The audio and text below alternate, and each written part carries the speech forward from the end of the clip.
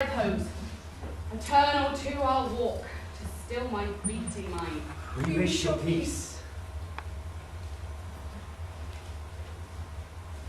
Ariel! Ariel, come with a thought, I thank thee, Ariel, come! My thoughts I'd leave to once thy pleasure. Spirit, we must prepare to meet with Caliban. Oh, I am my commander. When I presented Ceres, I thought to have told thee of it, but I feared lest I might anger thee. Say again. Where did thou leave these varlets? I told you, sir, they were red hot with drinking. So full of valour that they smoked the air for breathing in their faces, beat the ground for kissing of their feet, yet always bending towards their project. Then I beat my tabor, at which like unbacked cocks they pricked their ears, advanced their eyelids, lifted their noses as they smelt music. So I charred their ears, that calf-like day my lowing followed, tooth briars, sharp furze, prickling busts and thorns which entered their frail shins. At last I left them in the filthy magical pool beyond your cell, there dancing up to the chins at the foul lake overstunk their feet. This was well done, my bird. Thy shape invisible, retain thou still. The trumpeter in my house, go, bring it hither for stale to catch these thieves. I go. A devil. A born devil on whose nature nurture can never stick. On whom my pains humanely taken, all lost, quite lost. And with age his body uglier grows, and so his mind cankers. I will plague them all even to roaring. Come, hang them on this line. Pray you, tread softly, but the blind one may not hear footfall. We're now nearly, sir. Monster, this fairy, which you said is a harmless fairy, has a little better than playing the duck with us. Monster, I do smell hot piss, at which my nose is in great indignation. So is mine, do you hear, monster? If I should take a displeasure against you, look you. Thou wert but a lost monster. Good, my lord, give me that hammer still. Be patient for the price I'll bring thee to shall goodwill this mischance. Therefore, speak softly, or else hushed us midnight yet.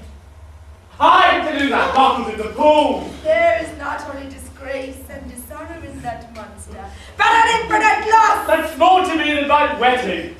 Yet, this is your harmless fairy monster. I will go fetch off my bottom, but have your ears for my labour. Pretty, my king, be quiet. Since thou here, this is the mouth of cell. No noise and enter. Do that good mischief, which may make this island thine own forever. And I thy Caliban, for I thy footlicker. Oh, give me thy hand. I do begin to have bloody thoughts. Oh, King Stefano, oh, Pierre, oh, worthy Stefano, look! What a wardrobe here is for thee! Let it alone, thou fool. It is but trash. Oh, ho, monster, we know it belongs to a frippery. Trinculo, put up that gown. By this hand I shall have that gown. Thy grace shall have it. It drops ye drown, thou fool. Or do you mean to go us in such blackage? Let it alone and do the murder first.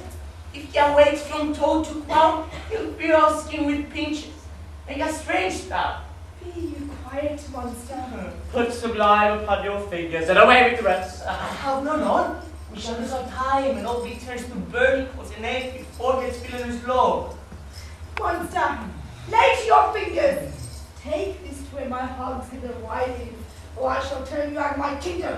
Go to carry this. And this. Hi, and this. Hey, mountain, hey! Hark, hark! Tyrant there, tyrant! Hark!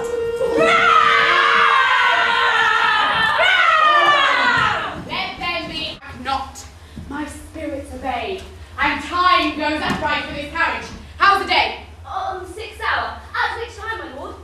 You said our work should cease. I did say so when I first raised the Tempest. Say, spirit, how fares kings and followers? Confined together in the same fashion as you gave in charge. Just as you left them. All prisoners, sir, in line grove where well fed yourself. They cannot budge till you release them, and the king, his son, and yours, Abide all maimed a mourning over them, brimful of sorrow and dismay, but chiefly him that you termed Sir, the good old Lord Gonzalo. His tears run down his beard like winter's drops from eaves and reeds. Your charm so strongly works them, that if you now beheld them, your affections would become tender. Dost thou think so, spirit? Mine would, sir. Where are human? And mine shall. Hast thou, which art air, a touch, a feeling of their afflictions, and shall not myself, one of their kind, be strongly moved than thou art? But with their high wrongs I am struck to the quick. Yet, with my nobler reason, against their fury do I take part. The rarer action is in virtue than in vengeance. They, being penitent, the soul of my purpose doth extend not to frown further. Good. Release them, Ariel, my charms I'll break. Their senses I'll restore, and they shall be themselves. How affection, sir!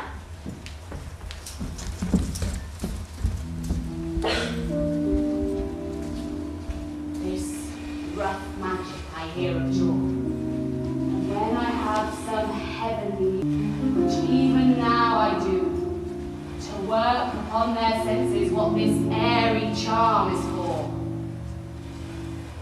I'll break my staff, bury it in certain fathoms of the earth, and deeper than did ever plummet sound, I'll drown my book, I'll drown my book, I'll drown my book, a solemn air, and the best comforter to an unsettled fancy. Cure thy brains, now useless, boiled within thy skull. There stand, for thou art spell-stopped.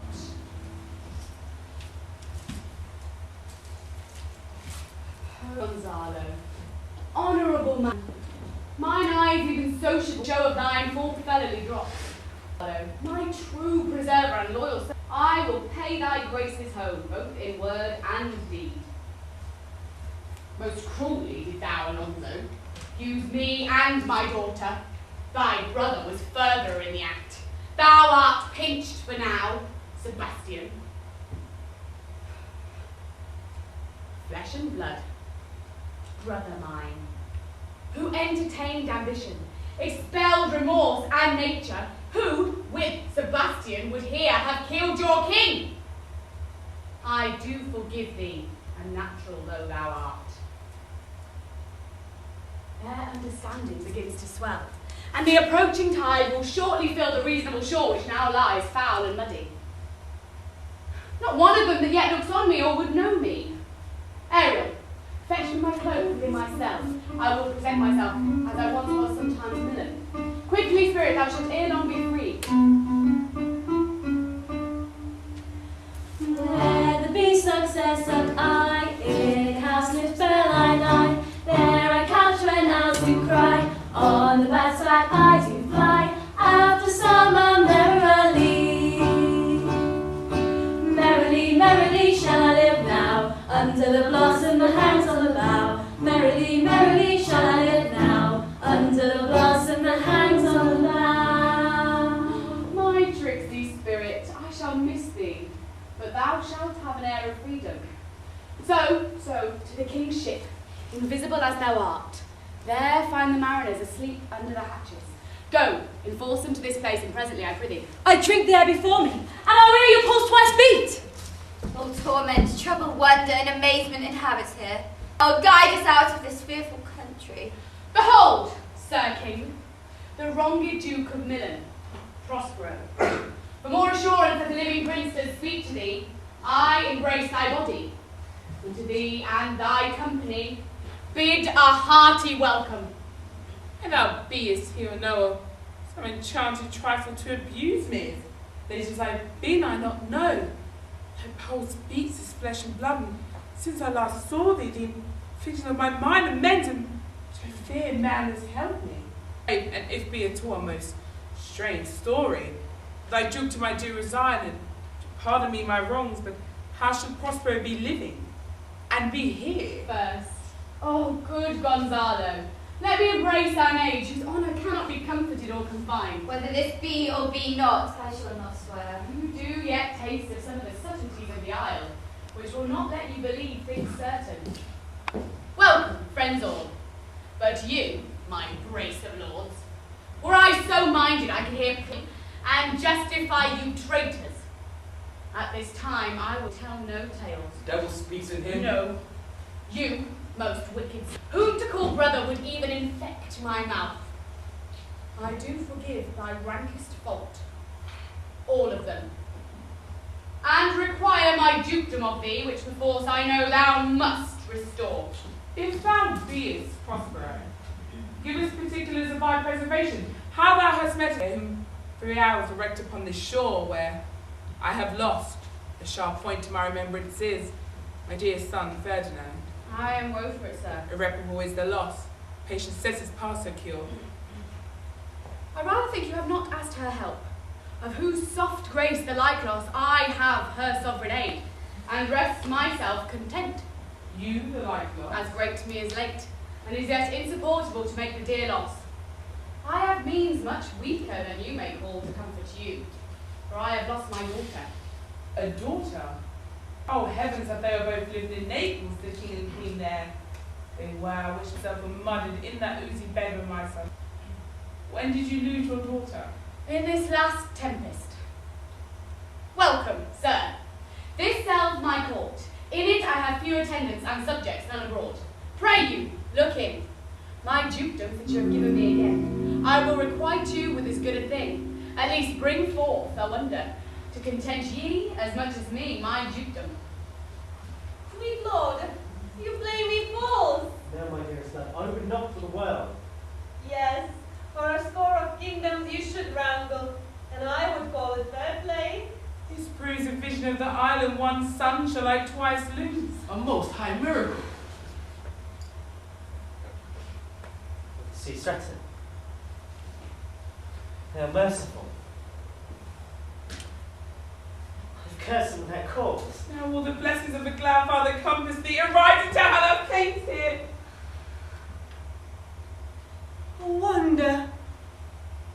How many goodly creatures are there here? How beauteous mankind is. Oh, brave new world that has such people in it. It's new to be. Who is this maid with whom thou wast at play? Your eldest acquaintance cannot be more than 3 hours. Is she the goddess that severed us and brought us together? Sir, she is mortal, but by a mortal providence she is mine. I chose her when I could not ask my father for his advice, nor thought I had one. She is daughter to this famous Duke of Milan, of whom so often I heard renowned but never saw before, of whom I have received a second life, and second father this lady may kill to me. Oh, I am hers, but how oddly would it sound I should ask my son for forgiveness. There, sir. Stop. Do not burden your remembrance on a heaviness that's gone. I have inly wept, or should have spoke ere this. Look down, you gods, and on this couple drop a blessed crown, for it is you who have chalked forth the way that brought us hither. Fame Naples, Was Milan thrust from Milan that his issue should become king of Naples? I rejoice beyond a common joy and set it down with gold on lasting pillars. In one voyage did Clarabel her husband find in Tunis, and Ferdinand her brother find a wife where he himself was lost. And Prospero, his dukedom in a poor isle, and all of us ourselves, where no man was his own. Give me your hands. Grief and sorrow still embrace his heart that doth not wish you joy. Be it so, amen. Oh, look, sir, look. Here is more of us. I prophesied if a gallows were on land, this fellow could not drown. Now, blasphemy. Not an oath on shore. Hast thou no mouth by land? The best news is we have safely found our king and company. The next, our ship, which we gave out split, is tightened yet bravely rigged as when we first put out to sea. Sir, all the service had I done since I went. My tricksy spirit. He's an unnatural men say strengthened from strange to stranger. Say, how come you hither? If I did think, sir, I were well awake, I'd strive to tell you. We were dead of sleep, and, how we know not, all clapped under hatches, where but even now of strange and several noises of roaring, shrieking, howling, of jangling chains, and more diversity of sounds, all horrible, we were awakened.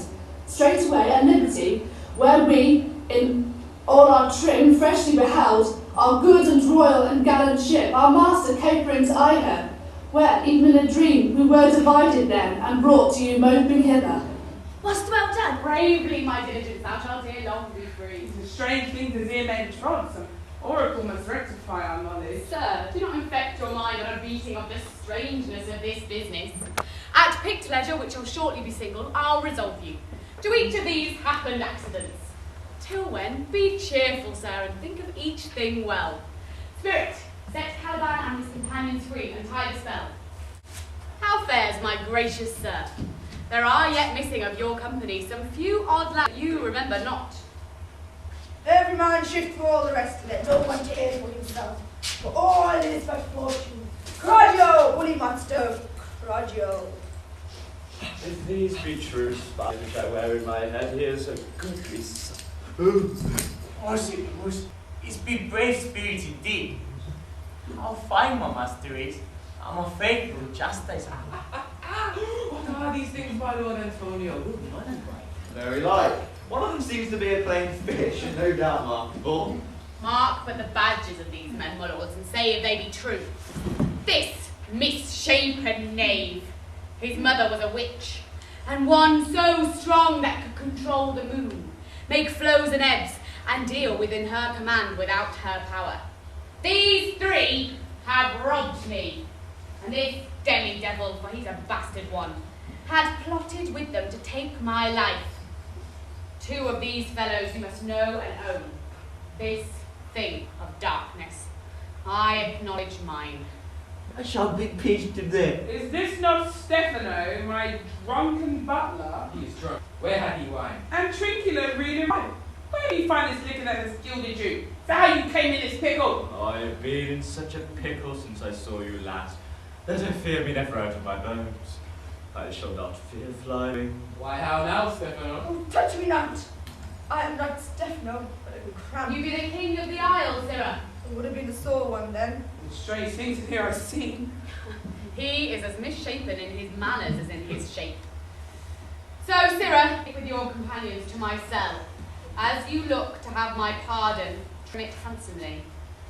I that hereafter and seek for grace. Go to Naples, where I hope to see the nuptial of these, and third thought shall be my grave. Long to hear of your life, which must seem to be here quite strangely. I can promise you calm seas, auspicious gales, and sails so expeditious that shall catch your royal aerial chick. Then to the elements. Draw near. Now my charms are all overthrown, perhaps mine own, which is most faint. Now, I must here be confined you, or sent to Naples. Maybe not, since I have my dukedom got, and part this bare hands with the help of your good hands.